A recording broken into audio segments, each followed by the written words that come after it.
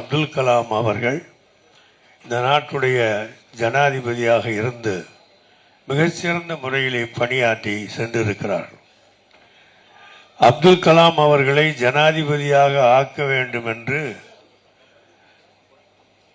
முதலில் தமிழகத்தில் இருந்து நாங்கள் நடத்தி வரக்கூடிய மணிச்சுடர் பத்திரிகையில் 8 காலம் போட்டோம். 8 காலம் போடுவதற்கு INS செய்தி அதை பார்த்து நான் எழுதி கொடுத்த பொழுது மணிச்சுடர் செய்தி ஆசிரியர் வில்லியம் அவர்கள் கேட்டார்கள், இது என்ன புதிதாக இருக்கிறது, யாரையோ ஒருவரை பற்றி ஜனாதிபதி ஆக்க வேண்டும் என்று சொல்லுகிறீர்களே என்று சொன்னார். இல்லை சார், அவரை பற்றி வடநாடு பல்கலைக்கழகத்தில் ஒரு பேசியிருக்கின்ற செய்தி INSல் நான் பார்த்தேன், அதனாலே அவரை ஜனாதிபதி ஆக்கலாம் என்று 8 காலம் போடுங்கள் என்று சொன்னபோது அவர் ஒத்துக்கொள்ளவே இல்லை. ஆனால் 8 காலம் போட வைத்தோம். போட வைத்துவிட்டு ஒரு மாதம் இருக்கும்.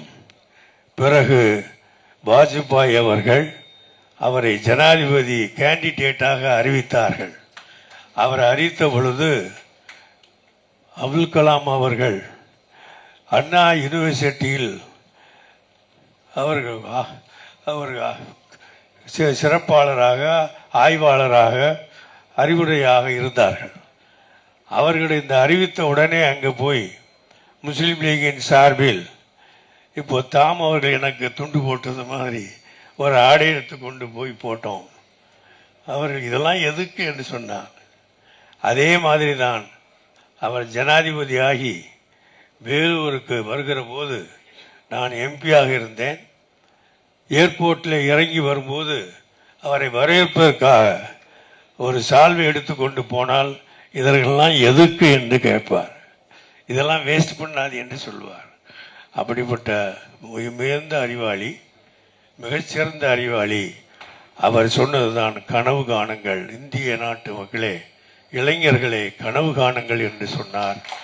அதே பாணியில்தான் தமிழகத்தை இன்று ஆண்டு கொண்டிருக்கக்கூடிய விஜய் அவர்களும் ஜோசப் விஜய் அவர்களும் தமிழ்நாட்டு மக்களுக்கு நீங்கள் அவர் சொன்னது மாதிரி கனவு காணுங்க என்று சொன்னது மாதிரி நமது மாண்புமிகு முதலமைச்சர் அவர்கள் சொல்லுகிறார்கள், கான்பிடண்டாக இருங்கள், நம்பிக்கையோடு இருங்கள், வெற்றி நிச்சயம் என்ற வார்த்தைகளை சொல்லிக் கொண்டே இருக்கிறார்கள். ஆக இது அப்துல் கலாம் கொடுத்த வரம், அந்த பாணி, அவர் போட்ட பாதை, அந்த பாதையிலே தமிழகம் நடப்பதை கண்டு நாமும் பெருமைப்படுகிறோம்.